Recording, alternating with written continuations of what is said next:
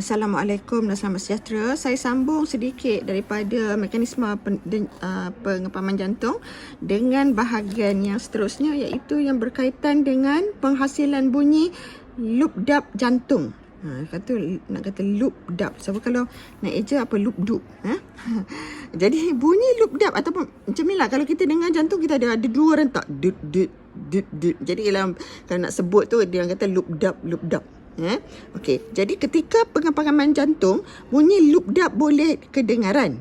Okey, tahukah anda apa yang menyebabkan bunyi tersebut? Okey, bunyi itu sebenarnya datang daripada injap.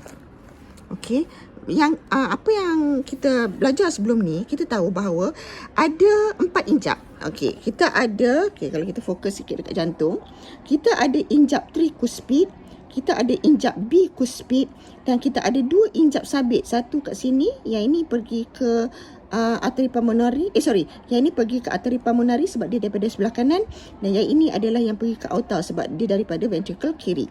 Okey, jadi kita ada 4 injap. Injap tricuspid, injap bicuspid dan 2 injap sabit. Okey.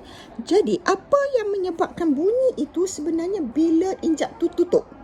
Okey, macam bunyi pintu lah. Pintu kalau kita tutup, dia ada bunyi hentaman pintu. Jadi bunyi hentaman pintu tu ibarat bunyi loop dub jantung pada injap lah. Okey, jadi masa bila loop itu, masa bila dub itu? Okey, loop adalah apabila injap tricuspid dan injap bicuspid tutup. Dub atau DUB itu, saya nak sebut pun tak pandai sangat. Loop dub lah, kita sebut loop dub.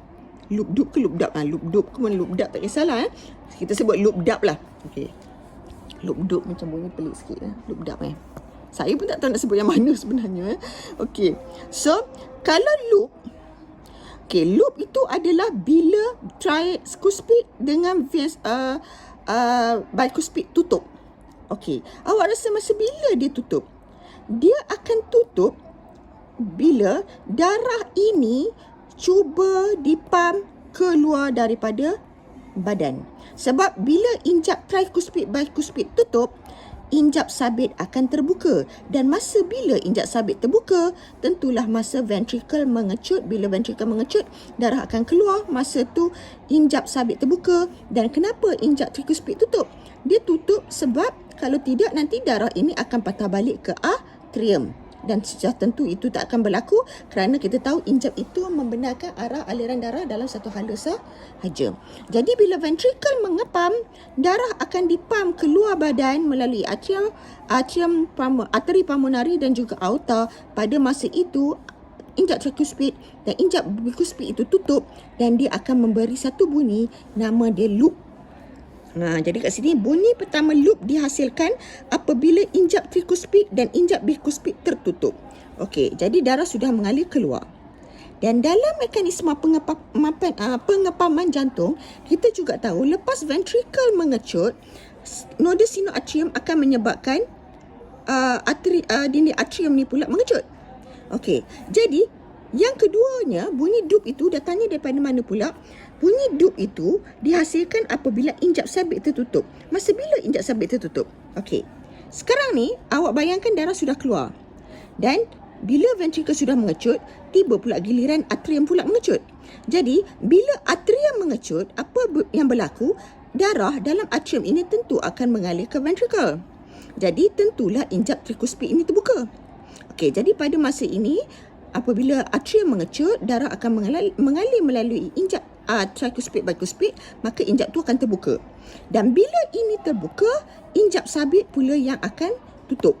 Okey, jadi bila darah mengalir ke sini, dia akan berhenti dalam ventricle saja dan injap sabit tertutup. Bunyi injap sabit tertutup itulah yang kita sebut sebagai bunyi dub ataupun dub. Ya. Okey, jadi darah masuk ke ventricle. Jadi ulang benda yang sama. Bila darah sudah masuk ke ventricle, ventricle pula mengecut, injap sabit terbuka, injap tricuspid bicuspid akan tutup. Bila tutup dia ada bunyi. Bunyi itu bunyi loop. Dan bila darah sudah apabila darah sudah sampai ke seluruh badan dan tiba pula atrium ini pula akan mengecut. Okey. Atrium akan mengecut. injap tricuspid, bicuspid akan terbuka, injap sabit pula tutup. Bunyilah dup. Jadi sebenarnya loop dup itu, bunyi itu datangnya daripada penutupan dan bunyi-bunyi injap yang tertutup. Ya, bunyi-bunyi injap yang tertutup secara bergilir-gilir. Injap tricuspid dan bicuspid serentak. Kemudian bila darah mengalir pula ke keluar badan, injap sabit terbuka, injap tricuspid, bicuspid itu tertutup. Okey.